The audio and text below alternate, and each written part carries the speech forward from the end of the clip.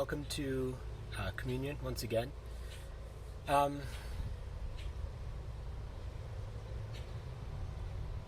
Sometimes there are things I don't know how to address.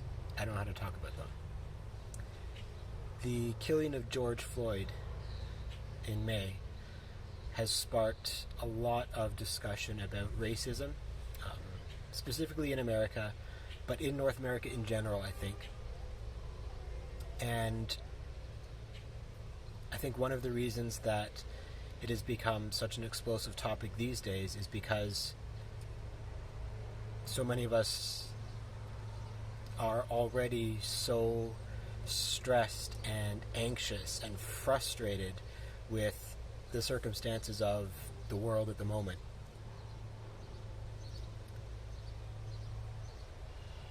It can be really hard to know what to do and what to say, especially for white people.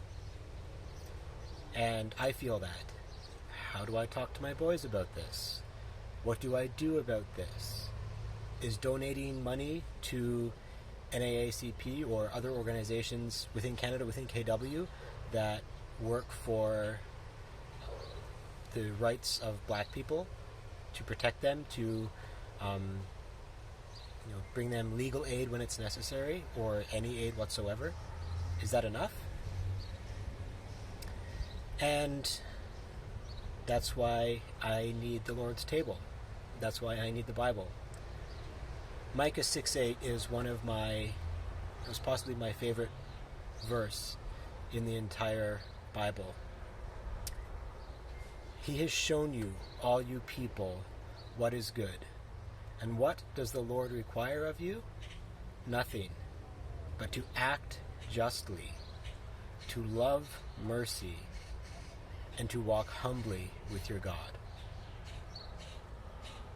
That's it. I've heard it said that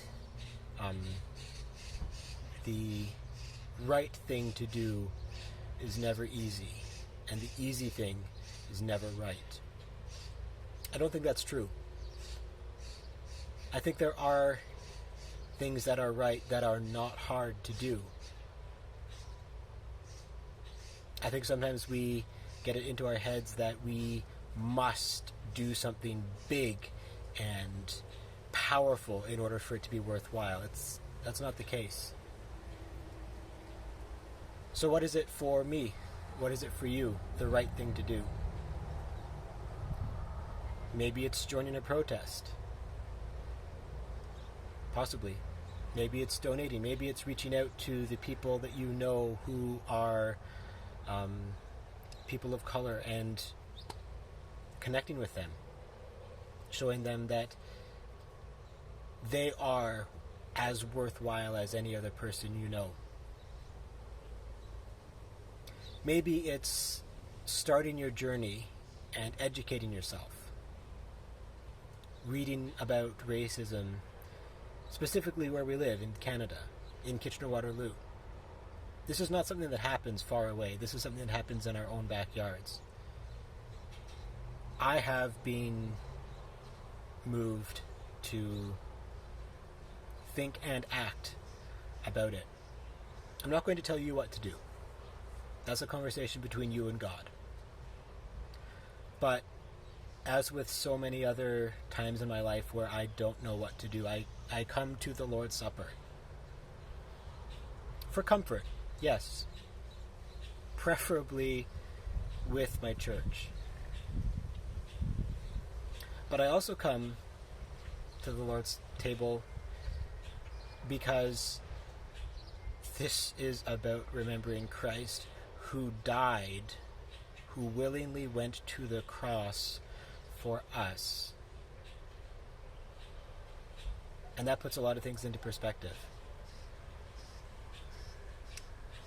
If Christ went to the cross for me, what does he expect me to do for someone else?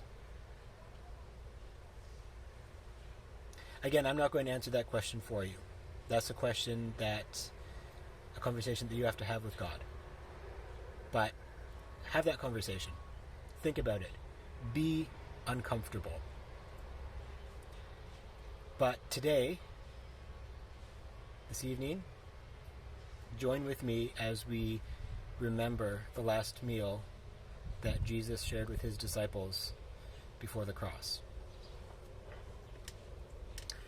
where he took the bread and broke it, saying, "This is my body broken for you." Let's eat together.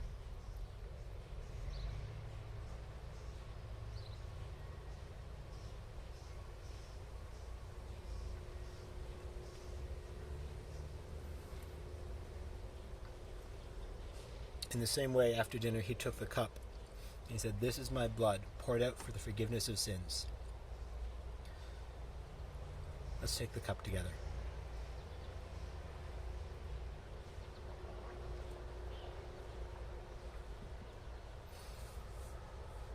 Let's pray.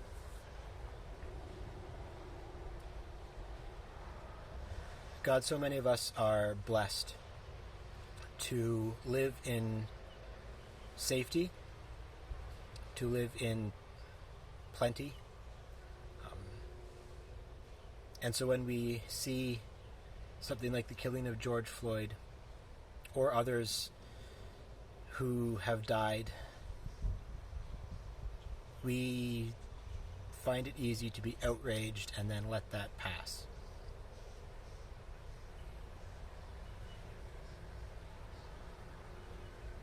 I pray that that would no longer be the case. I pray that you would guide us as we act justly, that you would give us hearts full of mercy to love and share that with others. I pray that we would continue to be humble before you as you lead us, wherever that may be, whatever that may look like. Thank you for this time to remember the death of Christ on the cross and what that means for us, for all of those who are Christians, but also the challenge of that to us.